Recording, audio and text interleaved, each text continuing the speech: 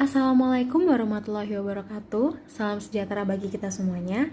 Pada video kali ini, saya Moza Sekarminanti Haryawan dari kelas Analisis Kebijakan Luar Negeri B akan menjelaskan tentang analisis kebijakan luar negeri diplomasi soft power Korea Selatan di Indonesia. Berikut adalah poin-poin pembahasan pada video saya kali ini. Yang pertama adalah latar belakang masalah. Korea Selatan sudah menjalin hubungan yang baik dengan Indonesia sejak tahun 1966, di mana pada saat itu Korea Selatan mengakui kemerdekaan Indonesia pasca penjajahan Belanda dan Jepang. Beberapa tahun terakhir, Korea Selatan menjadi perbincangan hangat di seluruh dunia terkait budaya pop mereka yang mendunia atau biasa kita dengar atau kita sebut dengan Hallyu atau Korean Wave. Kesempatan ini tentu saja dimanfaatkan oleh pemerintah Korea Selatan untuk melakukan diplomasi serta soft power lainnya, salah satunya kepada Indonesia. Diplomasi antar negara hingga diplomasi publik pun banyak dilakukan, bahkan juga beberapa para diplomasi dilakukan oleh beberapa kota-kota atau subnation Korea Selatan dengan subnation di Indonesia. Lalu, dari pengamatan saya, muncullah dua pertanyaan berikut, yakni yang pertama, bagaimana soft diplomasi Korea Selatan terhadap Indonesia dilakukan? Lalu, apa dampaknya kepada hubungan kedua belah pihak yang mana Indonesia dan Korea Selatan, serta bagaimana dampaknya kepada masing-masing pihak, yakni bagaimana dampaknya kepada Indonesia dan bagaimana dampaknya kepada Korea Selatan. Lalu selanjutnya, dalam pengamatan dan analisis saya mempertimbangkan 3 teori berikut. Yang pertama, ada teori konstruktivisme sosial, yang mana konstruktivisme sosial ini berfokus pada kesadaran manusia dan tempatnya dalam masalah-masalah yang ada di dunia. Sistem internasional disusun oleh ide, bukan oleh kekuatan material.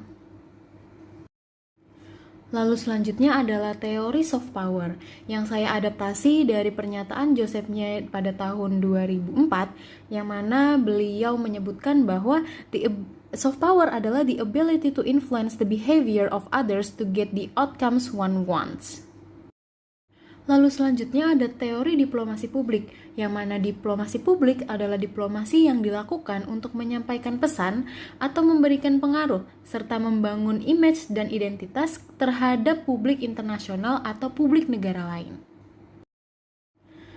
Setelah itu muncullah hipotesis sebagai berikut, yang mana diplomasi yang dilakukan oleh Korea Selatan, terutama diplomasi publik melalui K-Wave atau Hallyu dan pendidikan di Indonesia, dapat dikatakan mencapai pada tujuannya.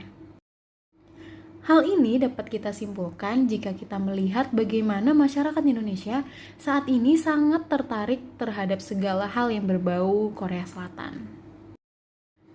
Dapat dikatakan saat ini masyarakat Indonesia memiliki ketertarikan yang sangat tinggi terhadap budaya Korea.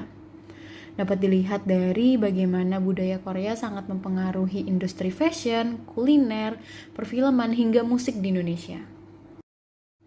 Dapat dilihat juga dari bagaimana siswa-siswi maupun mahasiswa-mahasiswi Indonesia saat ini memiliki ketertarikan maupun antusiasme yang sangat tinggi untuk bersekolah di Korea Selatan.